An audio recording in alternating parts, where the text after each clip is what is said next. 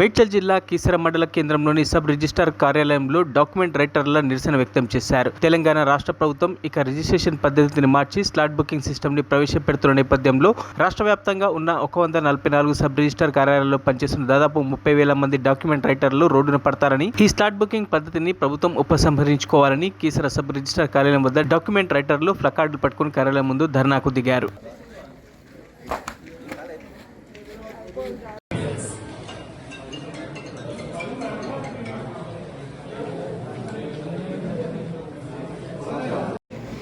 Document writers association తరపు నుంచి మా విజ్ఞప్తి అటు రేవంత్ రెడ్డి గారికి, ఇటు పొంగులేటి శ్రీనివాస్ గారికి తెలియజేసేది ఏంటంటే, మాకు కానీ ఎటువంటి అన్యాయం జరగకుండా చూడాలని కోరుకుంటున్నాము.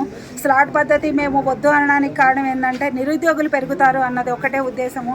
మేము మా స్వయం ఉపాధి కల్పించుకున్నాము, దాన్ని మీరు మా కడుపు కొట్టొద్దని మేము కోరుకుంటున్నాము. రోడ్డును పడకూడదని మా విజ్ఞప్తి. అంతే, అప్పుడు కేసీఆర్ మొదలుపెట్టిన కూడా మేము చాలా పెద్దగా ఉద్యమం చేశాము. ఈసారి కూడా మేము వదిలిపెట్టే ప్రసక్తే లేదు. ఏది జరిగినా కానీ మేము పెద్ద ఎత్తున ఉద్యమం చేస్తాము. ఇది చిన్న దాంతోనే పోతే బాగుంటుందని మా ఉద్దేశము.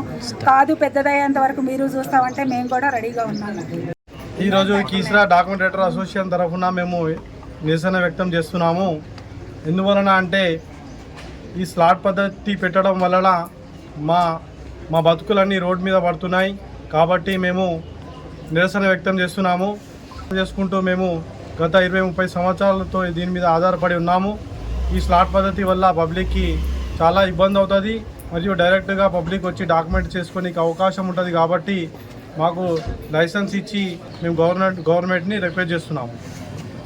మరిన్ని అప్డేట్స్ కోసం మా ఛానల్ని సబ్స్క్రైబ్ చేయండి.